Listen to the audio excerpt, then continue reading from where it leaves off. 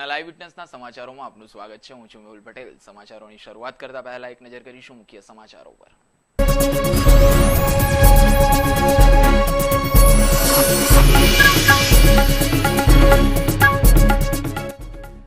ડોલરના ભાવમાં વધારો થતા સોનાના ભાવ પણ આસમાને, જ્વેલર્સની ડિમાન્ડ ઓછી થઈ।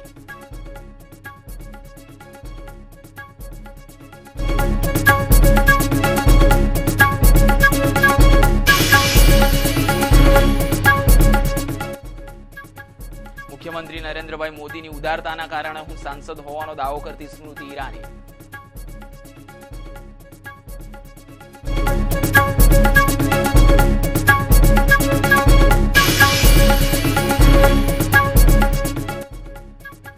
કતારગામમાં મેઘરાજાને રીઝવવા હવન કરાયો।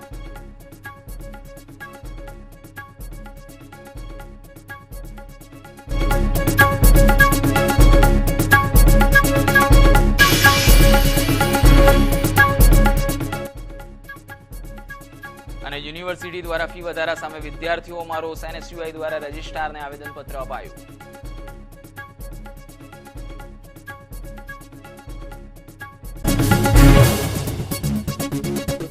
અને હવે જોઈએ સમાચાર વિસ્તારથી। છેલ્લા કેટલાક દિવસથી ડોલર સામે રૂપિયાના ભાવ ઓછા થતા વૈશ્વિક બજારમાં વૈશ્વિક રીતે સોનાના ભાવમાં વધારો જોવા મળી રહ્યો છે, જેથી જ્વેલર્સ ઉદ્યોગો સાથે સંકળાયેલા વેપારીઓનું કહેવું છે કે જ્વેલરીની ખરીદીમાં ડિમાન્ડ ઓછી થઈ છે। જોકે આજે શુક્રવારે રૂપિયાના ભાવમાં સુધારો પણ જોવા મળ્યો હતો।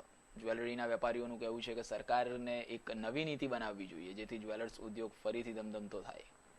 जैसे डॉलर स्ट्रॉन्ग होता जाता है वैसे वैसे वहाँ पे जो डॉलर में गोल्ड की कीमत है वो कम हो रही है, पर अपने रुपीस के हिसाब से डॉलर बढ़ रहा है, तो सोने का दाम काफ़ी बढ़ा हुआ है इंडिया में, और उसके हिसाब से इंडिया में ज्वेलरी मार्केट में अभी थोड़ा सा मंदी का माहौल है।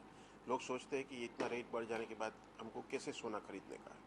तो आज के दिन में ये एक ज़्यादा से क्वेश्चन चल रहा है कि इतना डॉलर का भाव बढ़ने के बाद सोने का भाव इतना बढ़ गया है, तो लोगों की जो परचेज शक्ति जो है उसमें काफ़ी गिरावट आई है।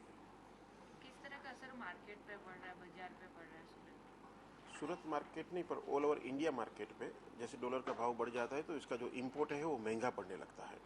तो जैसे गोल्ड का इंपोर्ट महंगा होने से गोल्ड की जो कॉस्टिंग आज 30,400 तक पहुंच गई, मतलब 3,04,000 का बिस्किट जो मिल रहा है। जैसे आज 57 डॉलर है, अगर ये 54 होता तो आज डॉलर की जो कीमत के हिसाब से जो रुपीस है वो 2,70,000 के आसपास में रहता। पर हम लोग को इंडियन मार्केट और डॉलर मार्केट के बीच का जो डिफरेंस है उसको देख के आज 35,000 रुपया अप्रोक्सीमेट जो फ़र्क चल रहा है वो हमको ज़्यादा देना पड़ता है। अगर हम कंपैरिजन करते हैं 54 डॉलर का रेट है और 57 डॉलर का रेट है, वो हिसाब से। अगर बात करें तो क्या ज्वेलरी मार्केट को कुछ दिनों से लॉस चल रहा है, या कितने का लॉस हो रहा है अगर हो रहा है तो? मार्केट में डिमांड कम हो गई है, लॉस जैसा माहौल नहीं पर डिमांड कम हो गई है। जब एक्सपोर्ट करते हैं तो लॉस होता है, पर जब ये जो रूटीन मार्केट जो है उसी में खाली डिमांड कम चल रही है, तो लॉस जैसा माहौल नहीं है। आने वाले दिनों में किस तरह से देख रहे हैं गोल्ड मार्केट को? आने वाले दिनों में हम लोग ऐसा सोच रहे हैं कि डॉलर जो अभी इतना सारा बढ़ा हुआ है वो डाउन आएगा, साथ साथ में जो गोल्ड की भी जो रेट वैल्यू इतनी बढ़ी हुई है वो डाउन आएगी, थोड़ा मार्केट नीचा आ जाएगा। गोल्ड का मार्केट भी नीचा आएगा, डॉलर वाला मार्केट भी थोड़ा नीचा रहेगा। सरकार से किस टाइप की उम्मीद रखते हैं? सरकार से तो यही उम्मीद करेंगे कि डॉलर का जो रेट इतना सारा अपने इंडियन रुपी के सामने बढ़ रहा है, तो उसके लिए नियंत्रण करने के लिए कुछ अच्छे ठोस कदम उठाइए, जिसके हिसाब से इतना डॉलर हाई नहीं चले और इतना स्ट्रॉन्ग नहीं होता जाए।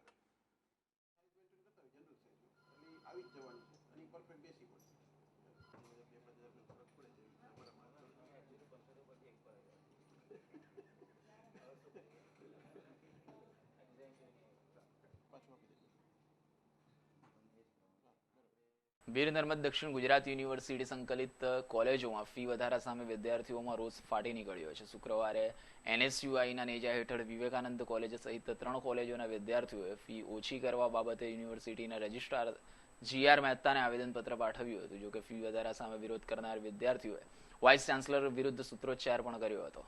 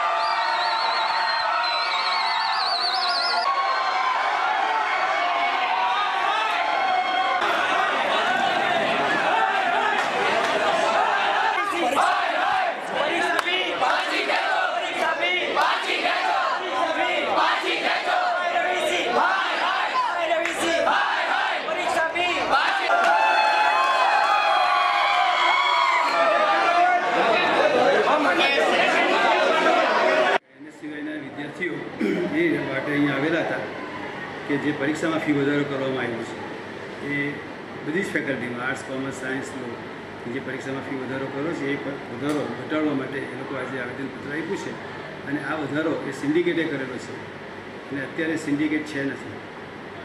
એટલે જ્યારે હવે નવી સિન્ડિકેટ ફોર્મ થશે ત્યારે આ એમનું આવેદનપત્ર અને પ્રશ્ન રજૂ કરવામાં આવશે અને સિન્ડિકેટની પાસે સત્તા છે ફી વધારવાની કે ઘટાડવાની. એટલે અત્યારે હાલના તબક્કે આ ઉપર કોઈ નિર્ણય કરી શકાય નહીં. એટલે સિન્ડિકેટમાં મૂકીશું, સિન્ડિકેટ જે નિર્ણય કરશે એનો અમલ અમે કરીશું. સર, આ ભાવ વધારો જે છે તે સુરત શહેરની તમામ કોલેજોમાં છે કે પછી અમુક કોલેજોમાં જ થયું છે? બધી જ કોલેજો એક્ઝામ એટલે આખી યુનિવર્સિટી એફિલિટી જેટલી કોલેજો હોય જેમાં એક્ઝામ થતી હોય એ એક્ઝામની અંદર ફી વધારો કરેલો. એટલે કોઈ વ્યક્તિગત કોઈ ફેકલ્ટીને કે કોઈ એક પર્ટિક્યુલર કોલેજ માટે નથી, સમગ્ર યુનિવર્સિટીમાં આવેલી કોલેજો માટે આ વધારો છે. ચૂકવીએ છીએ એમાં વધારો થયો છે.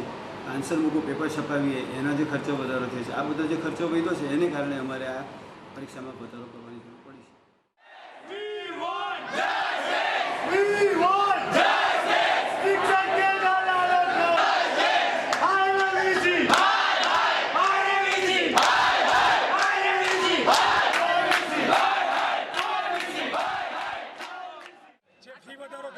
યુનિવર્સિટી દ્વારા એ 50% વધારો કરવામાં આવ્યો છે.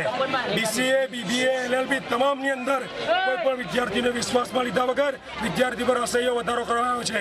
એક બાજુ સરકારની યુનિવર્સિટી વિદ્યાર્થીઓને ફ્રી એજ્યુકેશન અને ઉચ્ચ અભ્યાસની વાત કરે, જ્યારે બીજી તરફ જે ફી વધારો કરે છે એ માત્ર 2%, 5% નહીં પણ 100% વધારો કરવામાં આવે છે. આ 100% વધારાને અમે કોઈ પણ રીતે ચાખી નહીં લઈએ. આ તો એક ચીમકી છે યુનિવર્સિટીને. જો આગામી દિવસોમાં વિદ્યાર્થીની જે પરીક્ષા ફીમાં 100% વધારો કરવામાં આવ્યો છે તે પાછો નહીં ખેંચે તો વિદ્યાર્થી આનો કરતાં પણ ઉગ્ર આંદોલન છેડશે, જેની અંદર સુરત શહેર NSU, યુથ કોંગ્રેસ, MJP તમામ સાથે મળીને વિદ્યાર્થીની ફી વધારા પાછી ખેંચવા માટે અમે ઉગ્રમાં ઉગ્ર આંદોલન કરશું. આજે જે મોટી સંખ્યામાં અહીંયા વિદ્યાર્થીઓ, ભાઈનો, બહેનો બધા આવેલા છે એ યુનિવર્સિટીને એક ચીમકી આપવા રૂપ છે કે તમે અહીંયા બેઠા બેઠા વિકાસની વાત કરે છે, મોટા મોટા ગાર્ડન બનાવે છે, બેડ બનાવે છે, લાખો કરોડનું દાન લઈ આવે છે, એનાથી વિદ્યાર્થી અભ્યાસ નથી કરતા. વિદ્યાર્થીને તો જે ફી ભરવી પડે છે એ ફી ઓછી કરીને બતાવે. ફી ઓછી કરવાની વાત તો દૂર, આ લોકો ડાયરેક્ટ 100%નો વધારો કરે છે. એની અમે મારો સખત વિરોધ છે. પરીક્ષા ફી તાત્કાલિક પાછી ખેંચાવી જોઈએ. અલુણા વ્રતની ઉજવણી નિમિત્તે સુરત મહાનગરપાલિકા દ્વારા તારીખ 29મી જૂનથી મહેંદી સ્પર્ધાનું આયોજન સુરત મહાનગરપાલિકાના કોમ્યુનિટી હોલ ખાતે કરવામાં આવ્યું છે. જે અંગે શુક્રવારથી પ્રાથમિક વિભાગની મહેંદી સ્પર્ધા યોજવામાં આવી હતી. જે કાર્યક્રમમાં સાંસ્કૃતિક સમિતિના ચેરમેન ઉર્વશીબેન રામમાળી દ્વારા વિજેતાઓને ઇનામ વિતરણ કરાયું હતું.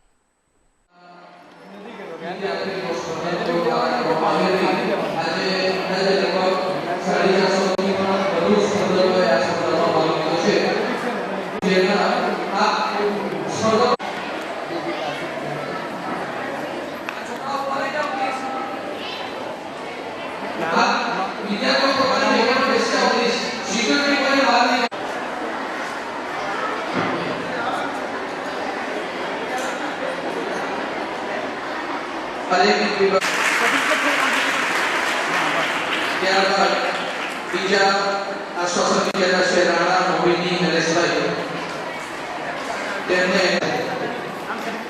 ત્યારબાદ આશ્વાસન વિજેતા ચૌધરી જાગૃતિ ચંદ્રકાંતભાઈ, તેમને નૈનાબેન પવાર આશ્વાસન વિજેતા સન્માનિત કરી રહ્યા છે. ત્યારબાદ પટેલ શ્રીકા કુમારી વિજેતા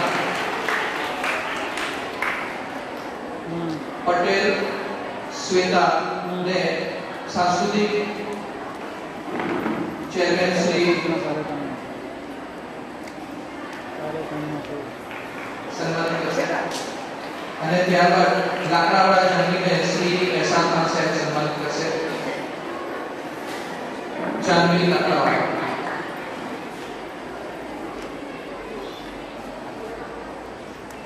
આજના સ્પર્ધાના તૃતીય વિજેતા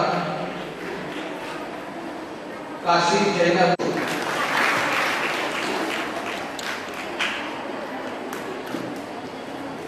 આજના દ્વિતીય વિજેતા છે પઠાણ અંબારી ને સાંસ્કૃતિક સમિતિ